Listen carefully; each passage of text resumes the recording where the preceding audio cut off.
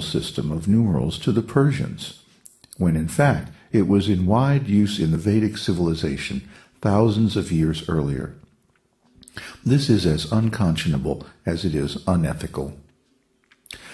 Current covert government policy and standard operating procedures also include issuing visas to Indian spiritual teachers on a preferential basis, covert intelligence infiltration of groups that present the truth about Vedic culture, economic manipulation of their organizations, and intimidation of their leaders and members.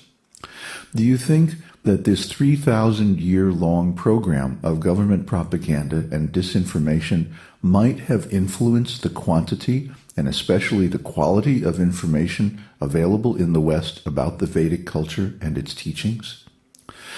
Due to government disinformation, it is very difficult to obtain truthful and unbiased information about any aspect of the Vedic culture. Materialistic governments are always afraid of authentic spiritual knowledge. They are afraid of the penetrating mystic power of the enlightened soul. They do everything in their power to keep people asleep in material consciousness, because sleeping people are easier to manipulate and control. Religious intolerance and violence can be hidden by an illusion of fine words, dazzling entertainment, and pervasive media promising a free society of material sense enjoyment, unlimited bread and circuses for the sleeping masses. Literal-minded materialists see esoteric knowledge as dangerous. The absolute truth is the ultimate threat to those who maintain a precarious hold on their wealth and power by lying as a lifestyle. Well, of course, it's no big secret that governments lie. And the first big lie is that this piece of land belongs to us and we have absolute power over everyone and everything within these boundaries. That's the big lie. Really, there is no such thing as a nation. If you go up in a plane or even better in a spacecraft and look back at the Earth, you don't see any borders between the nations. It's not a natural thing.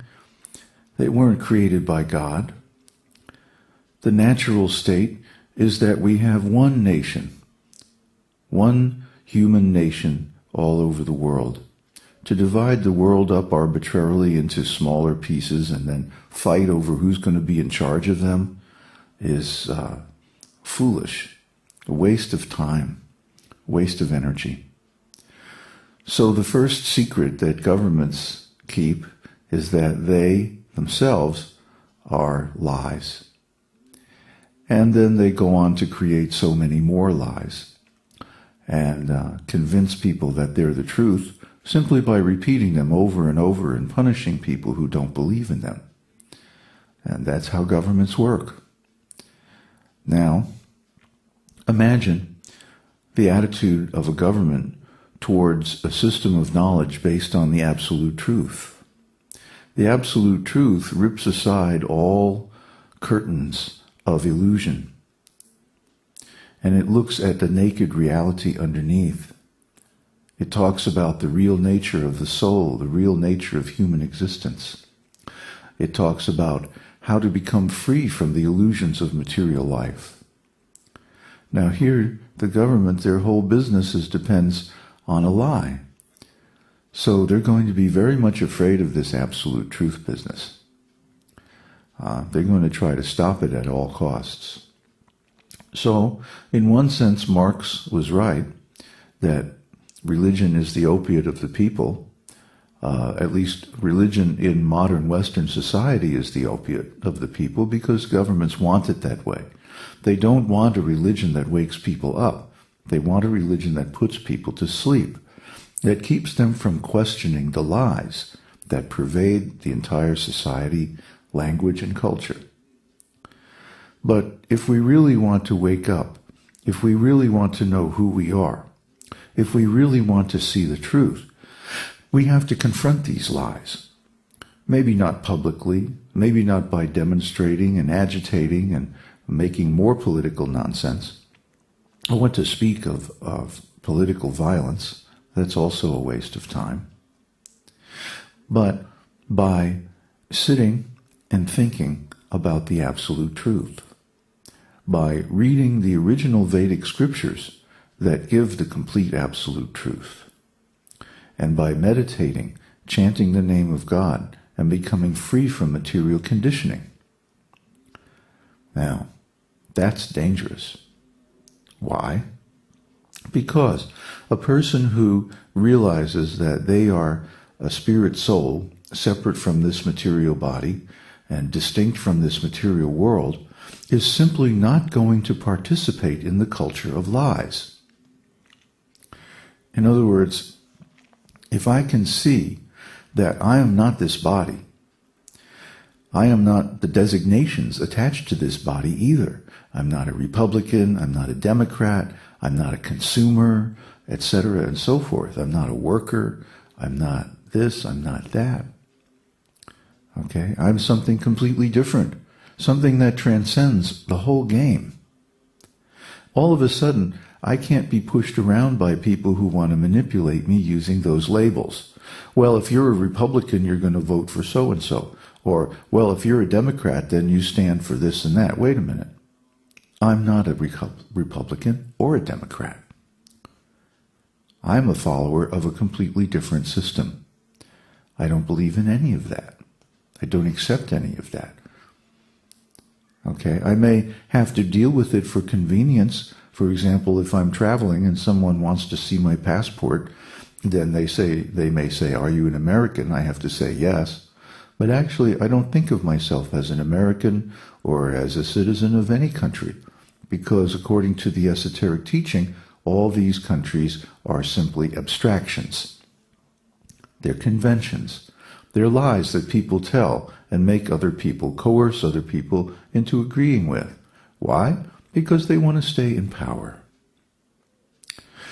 So over the next few days, we're going to be going through the actual history of the Vedic culture, what really happened according to the history books of the Vedas. And you'll find this is quite different from the Western version of the last 5,000 years. Surprise, surprise. Because, as you know, governments who win wars tend to rewrite history. And so the Western governments, as they broke away from the Vedic worldwide empire, they tended to rewrite history to make themselves the center of civilization and the inventors of all the good ideas.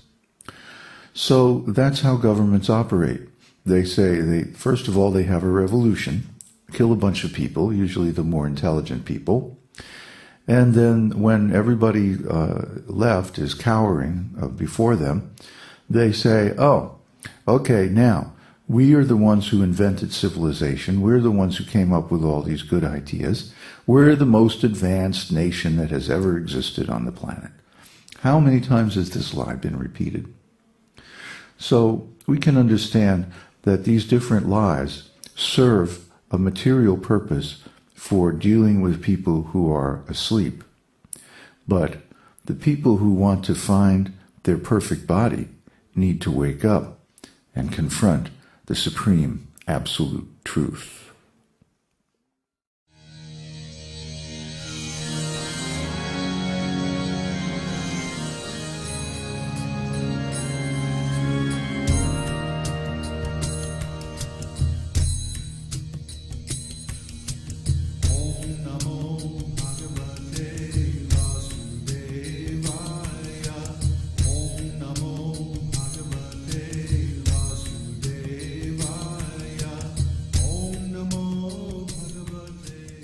We hope you've enjoyed this edition of My Perfect Body.